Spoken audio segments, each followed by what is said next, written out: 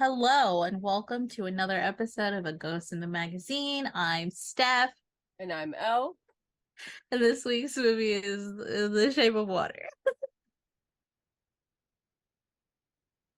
I'm gonna try to get through this, okay?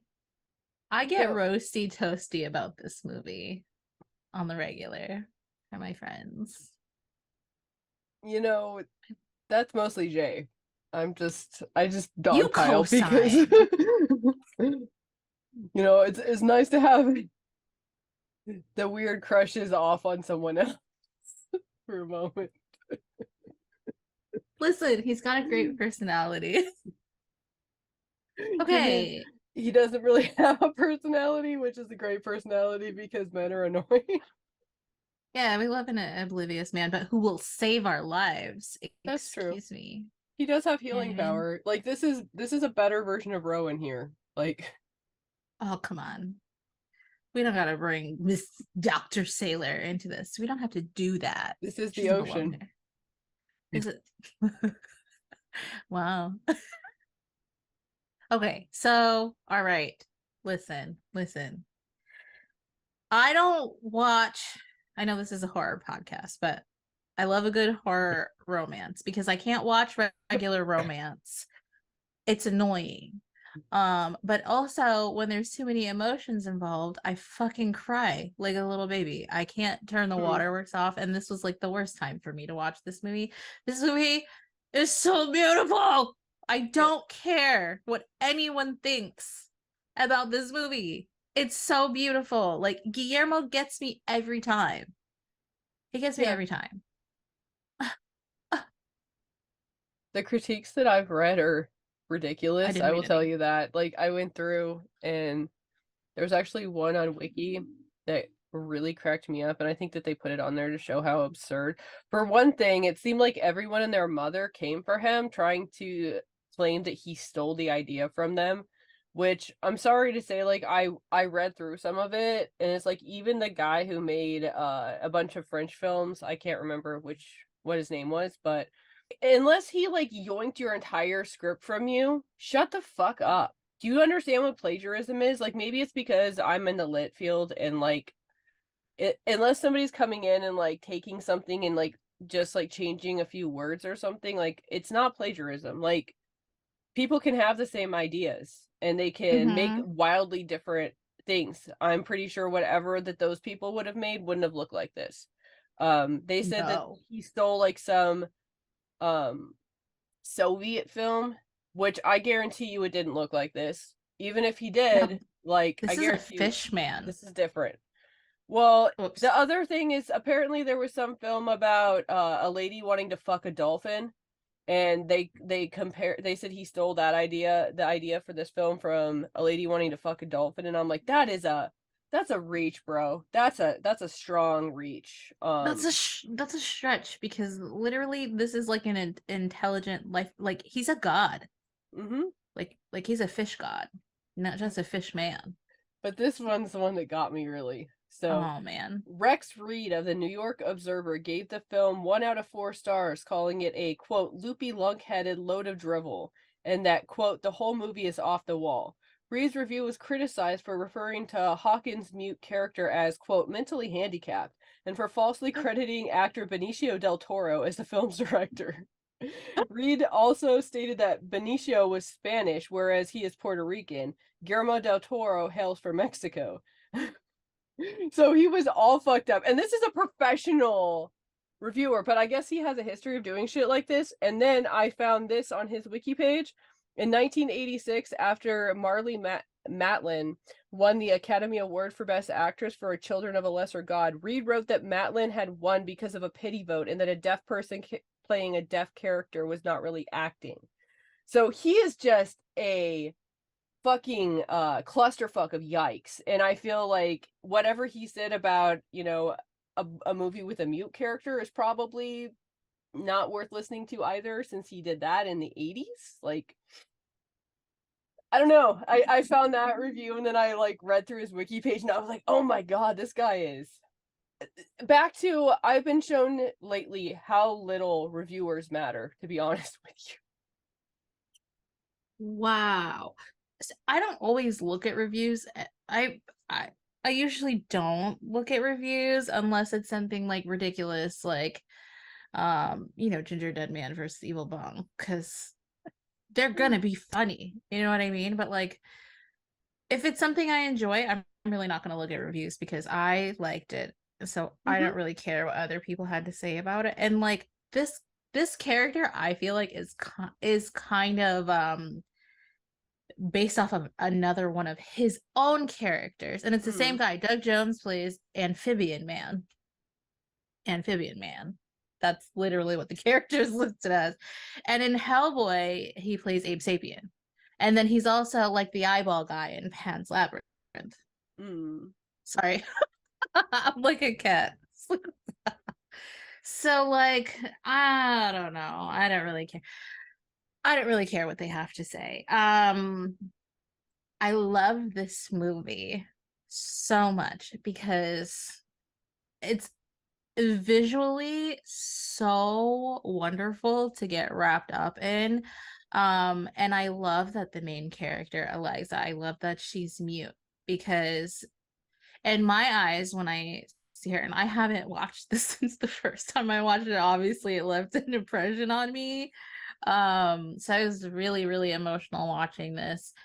From my point of view, looking at her, she's not lacking anything. She's Mm. clearly right away a beautiful spirit. She romanticizes her everyday life, which her life is hard. You know what I mean? Like, and she romanticizes the fuck out of it. She has like this daily schedule, which includes masturbating in the bathtub as it should. And she's got like this eccentric old gay neighbor who's an artist. She makes the same meal every day and then she goes to work. She's got this wonderful friend in Octavia Spencer, and she makes the most of her every day, and like she tap dances, and she loves the shows on TV. And I feel like she's made the most out of such a hard thing.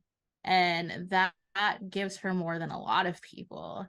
But to her, she's lacking all of this stuff because she can't speak. Dude, I'm sorry. I love this movie because I love how I love them. I love them. And Yeah.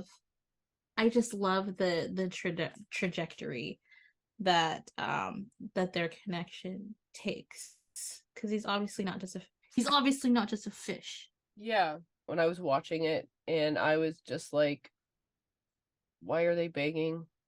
Like I didn't under, but I guess maybe he's more of a man than a fish because like if he's an animal, animals bang to like make babies. I don't Mm-hmm. know that you can like do that in this situation because I'm guessing I don't think the science wise, genetics. yeah, I don't think they're gonna line up. But I don't know. She's got gills now, so we don't know what he did to maybe her. he changed her DNA. He said, "Yeah, let me scramble that uterus around, baby." No, Oh, that's that mean. doesn't sound good, dude. I she I feel like she would be fine with it, honestly, or she would be fine without it, and they just live happily ever after in the ocean together. Like the thing Um, about the yeah, I actually think that's so funny. That's This movie just it's not just about them banging though. it That doesn't isn't. happen until the end. And I think maybe a lot of people like latched onto that, like, oh, that's fucking weird or whatever. Sure, but like uh there's so much more going on here. You know what I mean? Like Yeah. there's so much more. No, And in it is weird though. yes, but there's so much more going on in I this know. movie I know. than, than them flooding the bathtub so that they can float and bang. That's there's a lot more. That was odd. And like when she did it, I was like, you really want to do that? It was super unnecessary. I feel like, you didn't have to flood the whole bathroom. But the Yeah. scene was pretty. Like It all was the a pretty underwater scene. stuff. Yeah. Everything. Honestly, I even think like the sets and stuff, especially like the Yes. apartments were really pretty. Mm-hmm. It's like the kind of Gorgeous. aesthetic I wish I, could go for, like the kind of like mid-century, but it's like the eccentric version of it, which I like. Yeah, it was Um, lovely. I think that her neighbor's a really great character too. I did get sad when he ate the cat's head off. That I know. I was thinking about you when I saw it, but it's not his fault. He came from, all right. So he came from South America. He's a South American, okay? Not North American. He's a that South that American they river don't god. eat cats. No, but that's not what I'm saying. He has a high protein diet. He probably never seen a cat and just assumed it was food. You know what I mean? He felt really bad about it, and accidentally hurting the old man. Yeah, And he fixes that's when you hair. find out he also glows and can heal you and make your hair grow back, which is a really great quality in a fishman god for fishman god. But he was just minding his business, living his best fish god life, and General Zod captures him and then brings Hmm. him, and then they treat him they don't even treat him like a wild animal because you don't just torture animals unless you're a Mm-mm. fucking sicko, which this man was. And you immediately find that out. He's disgusting because Eliza and I love that Octavia's character's name is Zelda. Um, but I have beef with Zelda specifically because of this movie. They're cleaning the bathroom and this man comes in. He's like, "Oh, don't mind me." And he goes to wash his hands. And then he pees in front of them. And that's so nasty. And then he doesn't wash his hands. And not only does he not wash his hands, he eats fucking candy after just taking a piss. And he tells them, you either wash your hands before you handle your business or after. And if you do both, you're fucking weak.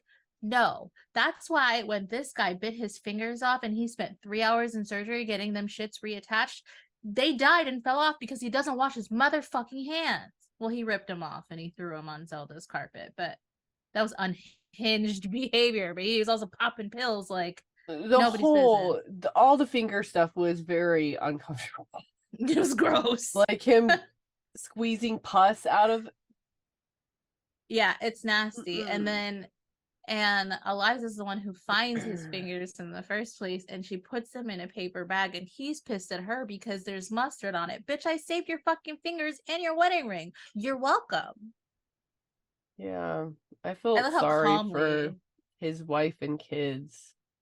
Okay, but like also, the way he disgustingly fucked his wife, like she was very sweet with him, and I said, of course he fucks with his clothes on, you old dirty vanilla bitch.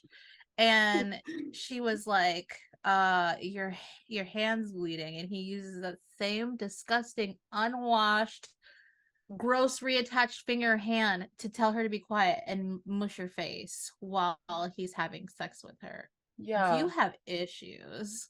And then of course he gets like fucking disgustingly turned on by the fact that the main character is a mute.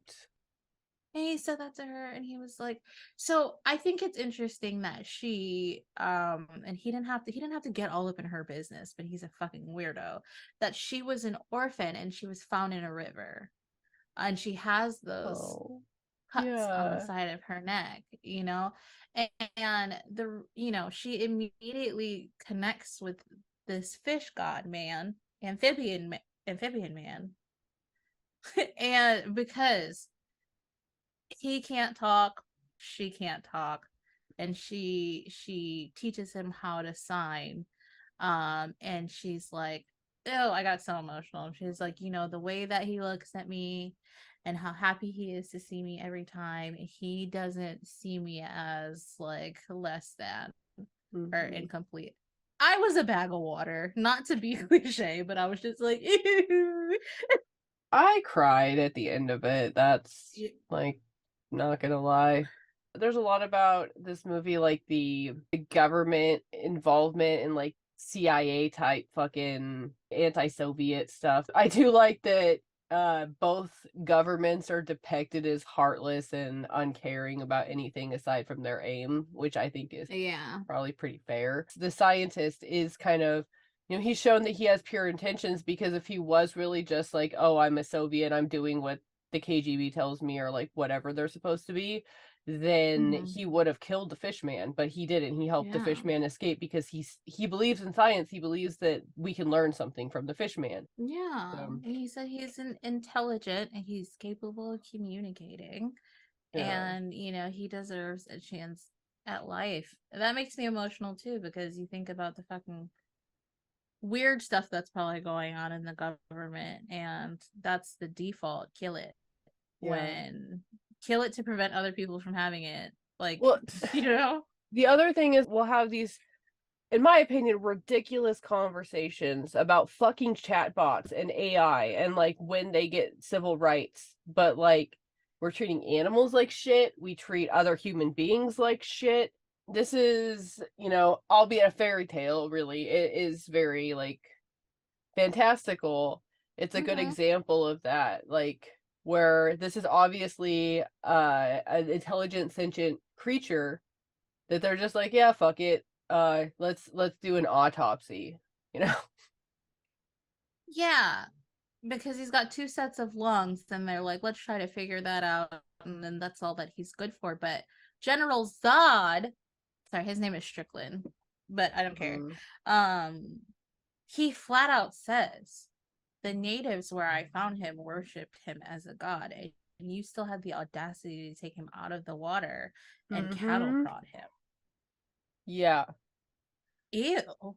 Not to mention how many times like he cattle prodded him and how many times he didn't die. Like that's a lot of electricity, and he's wet. He's a moist boy. Yeah.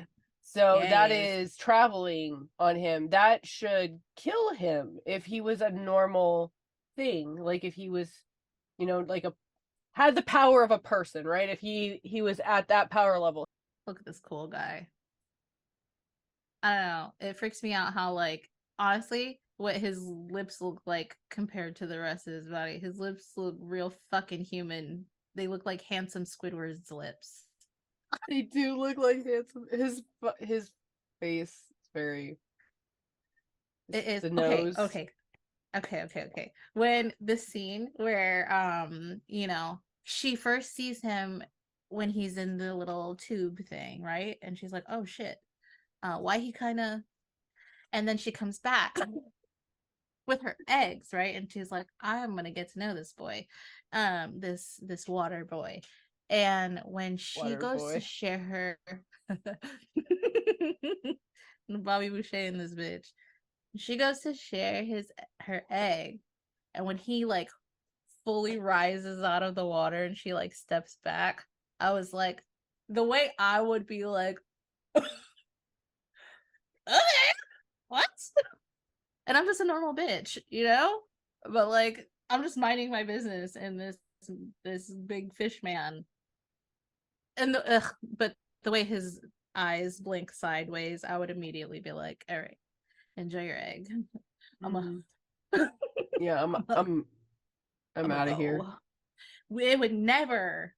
Okay, I said I'm really gonna put myself out here. Okay, I'm really about to do this because I don't think it's all that weird. And I was telling not because I would do it. No, that's not what I'm saying at all. But I said that after playing The Legend of Zelda, I don't know, it's just not that fucking weird to me because they have all these King Rauru and other characters who are like, they're sentient, so they're just like part of the gang, you know what I mean? And you want to be down with the swirl? I'm not gonna judge you. That's like the definition of being pansexual. You know what I mean? I'm not gonna I'm not gonna tell you nothing about yourself. But for me, respectfully, I hope my mom never listens to. Well, I don't want her to listen to really any of these episodes. But especially not this one. The main reason it couldn't be me, besides his eyes blinking sideways, I don't know what he's got going on. What if that thing had spikes or something? My good sis would have been done for. And then who's gonna save him? He spiked her to death. We don't know. But if you got some Same kind of set. fish STD, you got ick from it. You don't You want to got get. the ick. Can you imagine going to the GYN and saying, listen, you don't even bother running a test because you don't have a test for this shit. Please, for the love of God, help me fix it. You have to go Imagine. to a aquarium supply store to get the stuff to treat ick.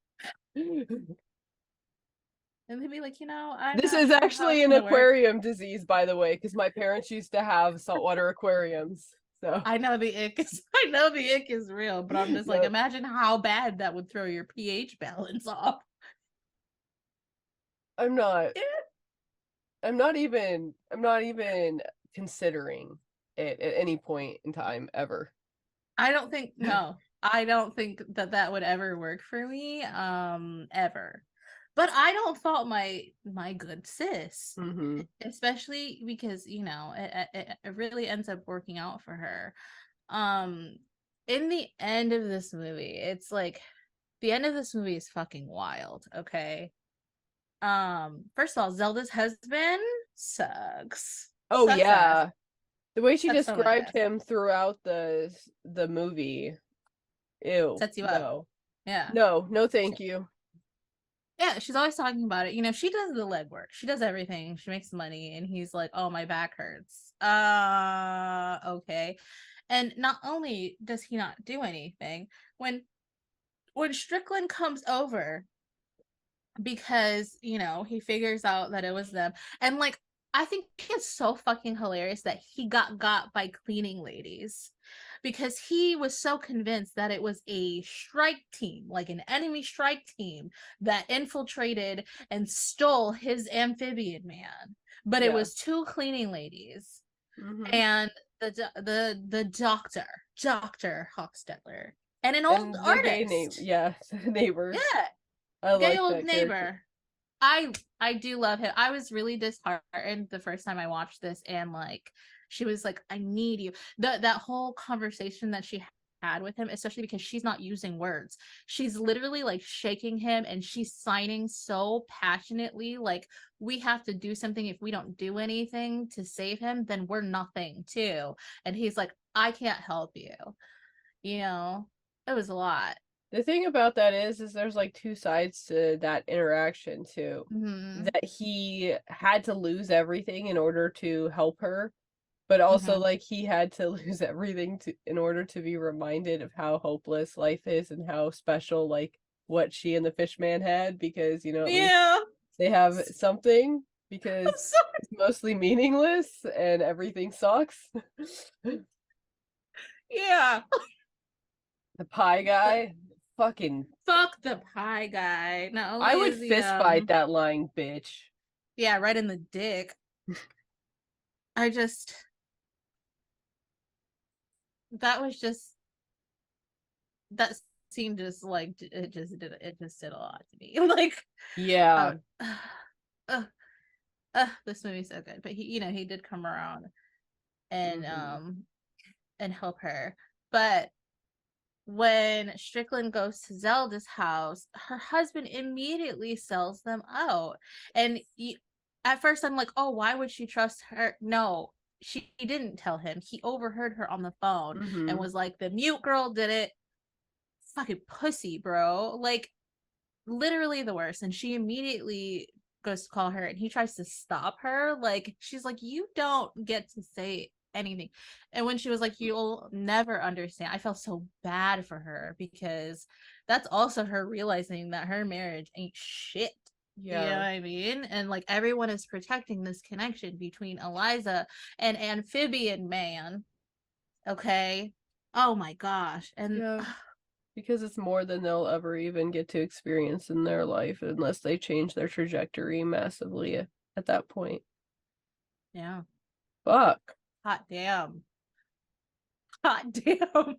Samesies. Same. When you find a connection that's so good, and so real, even if it's with an amphibian man. Go for it, sis. In the end, when you know, Zod shows up and starts shooting everybody.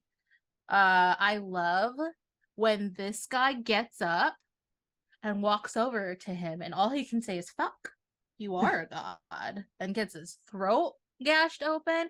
And this man collects his woman and jumps into the fucking ocean. Oh, and gives her gills. Ah, And the throat thing is symbolic on him too, because it's like it's all there. Yeah, this is literally one of my favorite movies, and people can say whatever they want about me, but it's so like it's a beautiful movie, and the storytelling's great.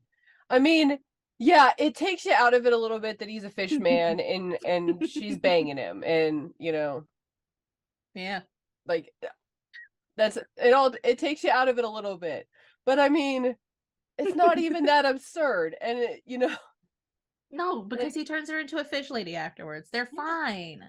They're fine. They go. Why do you gotta judge? Why you gotta judge the fish man and the fish lady? It's I like just don't. He's a god. I don't fucking care. And he does good things. He grows back hair. Yeah. He may eat a cat or two, but he'll feel real bad about it. Yeah. He'll make up for it. Yeah.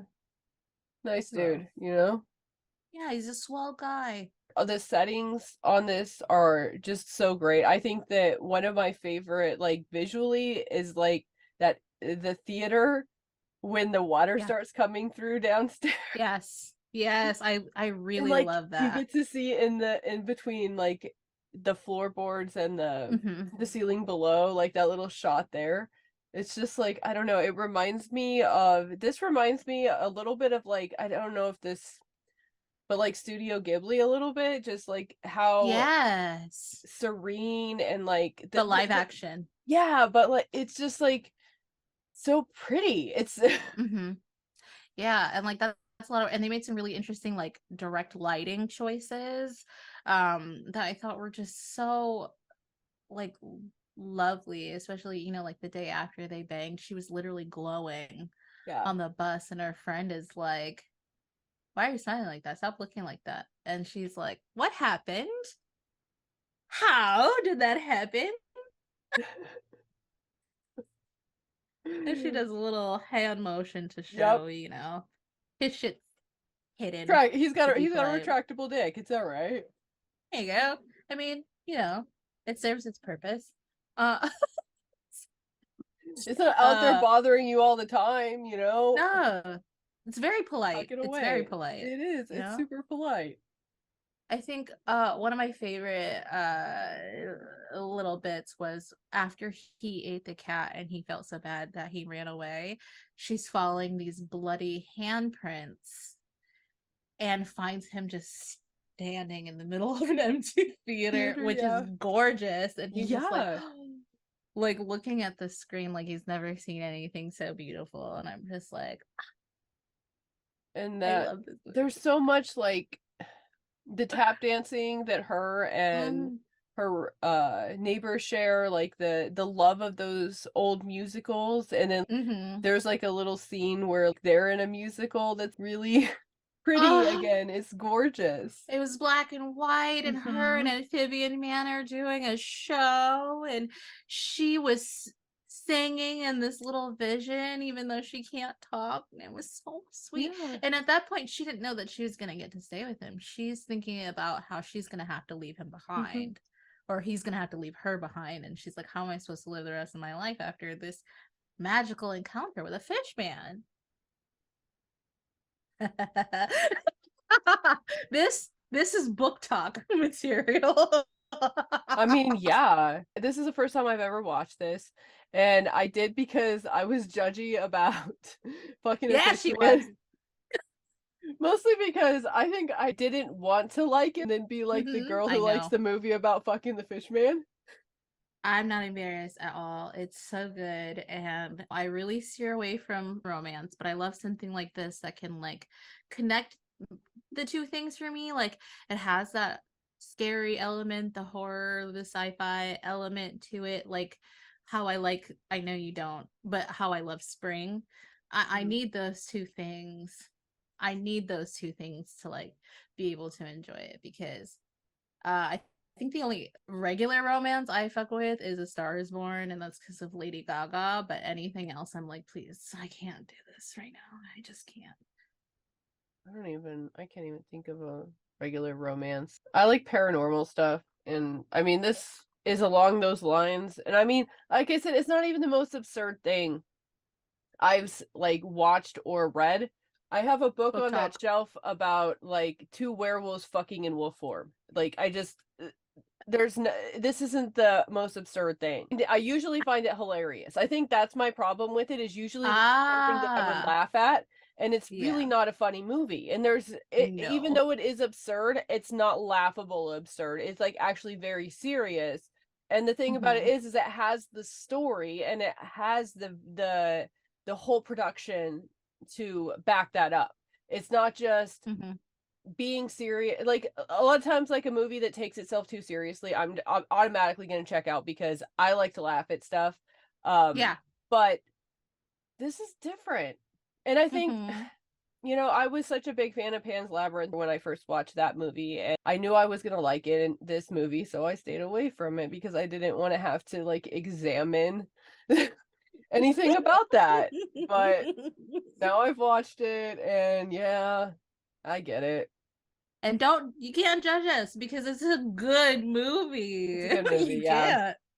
It's so good. It's so pretty. I mean, obviously, because so many people came for it saying that it stole from them. How can it steal from so many things, first of all? Second of all, this is an incredibly disjointed movie in some respects, like the different elements of it. Mm-hmm. Like the classic film element and like all this other stuff. I just don't see it's kind of unique in that way. Like it feels like it's bringing Yeah. together some things that wouldn't intuitively go together. So, Yeah, and all the Cold War stuff, we we've yeah. talked recently about a couple like Renfield and one of the other ones that have a horror element and then also like a mundane crime element that Mhm. don't really work so well together.